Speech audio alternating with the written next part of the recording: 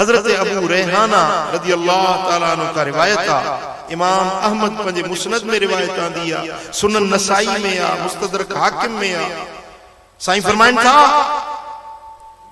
हुर्रिमतिन नार अला आइनिन दमअत औ बकत मिन खशियतिल्लाह। उन अख ता दोज़ख जी बाय हराम आ जेका खुदा जे खौफ में रोंदी आ।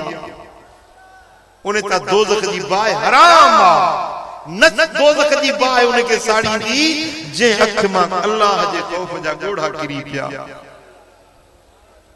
व हुर्रिमतिन नार अला आइनिन सहरत फी सबीलिल्लाह। उन्हें अख ता दोज़ख जी बाय हराम आ जेका अख अल्लाह जे रस्ते में जागंदी आ, जेका अज तोखे हुआ अख नसीब दी। जागो पिया जेके जागो पिया से हथ मथे करो। मां हथ इने जे लाइ थो खणा त मलाइक शाहिद थींदा।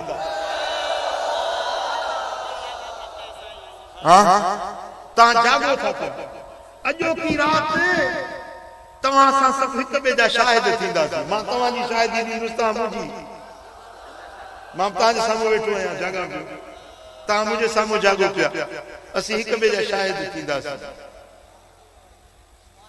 तां दींदो न मुझी शाहिदी।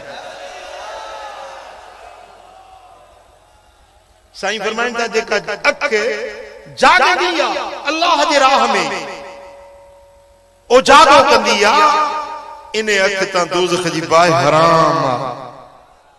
सुभान अल्लाह।